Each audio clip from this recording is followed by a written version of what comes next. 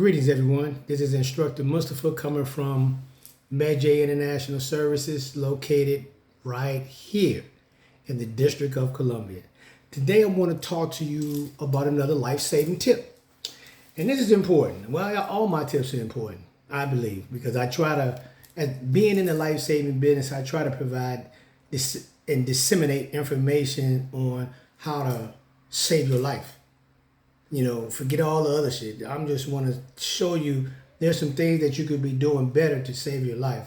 And this is one of the things that I talk to a lot of guys and brothers that I know, men, about, even some women, especially if you're a concealed carrier or law enforcement, former law enforcement, or wear and carry, it doesn't make a difference. And the fact is that, if you're armed, and maybe your wife, and maybe your friend, or maybe or whoever, significant other, whatever you call them, it could be your husband or whatever you call them. Can they help you in the middle of the shit?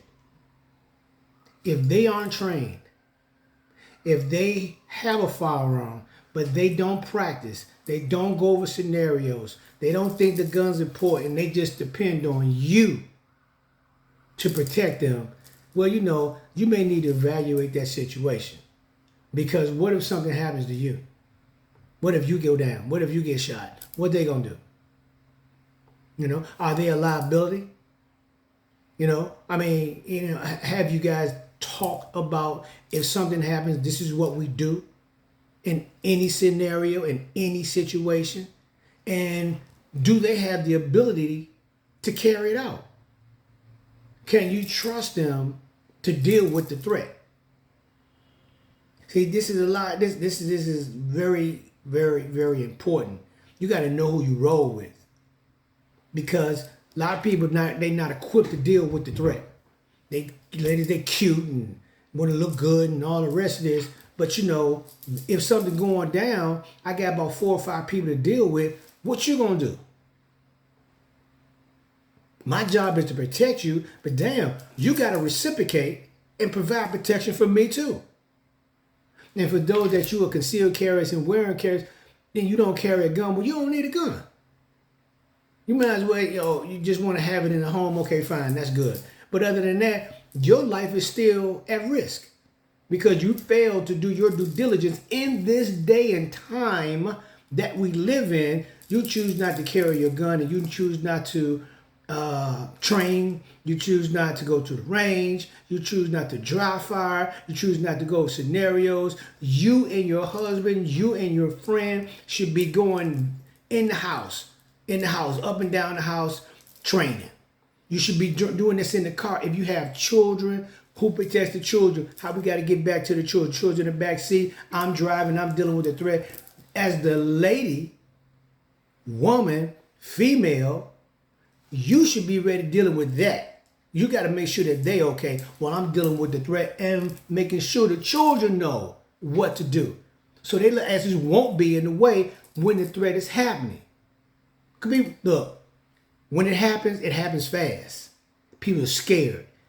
Fear take over. It takes over. Fear takes over. So now what you going to do with that fear?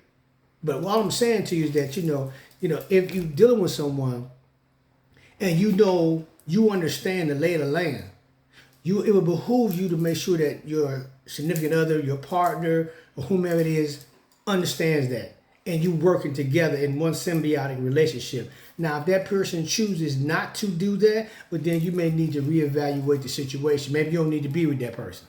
Maybe you need to excommunicate their asses right now, today. Because if something happens today, they're not ready for it or don't want to be ready for it. If something just happening to you, can they protect you or would they want to protect you? So you got to know who you roll with now. People be smiling and grinning and they be this and that and they all in your face. Oh, baby, I love you, this and that. But they be having hidden agendas about you also. So you don't know what's going on. But what you do know is that you got to protect your six first before you start dealing with anybody else. Because you're more important than anybody else. So once you taken care of, you can take care of the rest of the people who need to be taken care of. But if you do go down, or if you do get hit a couple of times, can that person help you, or will that person help you? That's some serious thing to think about, man. This is, look, there's a preponderance of evidence that show that it's most people, they would act, but most people don't know how to act because they don't train. Because most people don't want to die. You just got that certain group of people where they're so scared, they won't move, they won't do anything. That fear hits them, and it's just over. They can't move. They won't move no matter what you do. You got to knock them out. You got to do whatever, push them down, whatever, but they will not move because they're so frightened.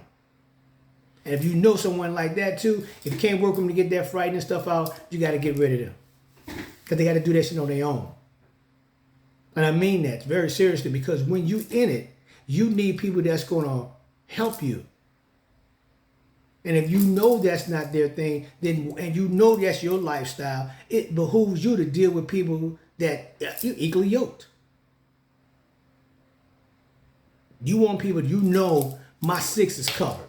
You want to know that when you're going out and about, when you're driving around, you're going to different places, you're going into a property, you're going to lunch, you're going wherever, to dinner, you're going to the store. It doesn't matter. Is my 6 protected with the person not supposed to be rolling with? That's the person supposed to have my back. That's supposed to protect my life. And are they training? When the last time have they trained? When you ask them to train, come on, let's train. All they got is it's an excuse. Train together, you live together.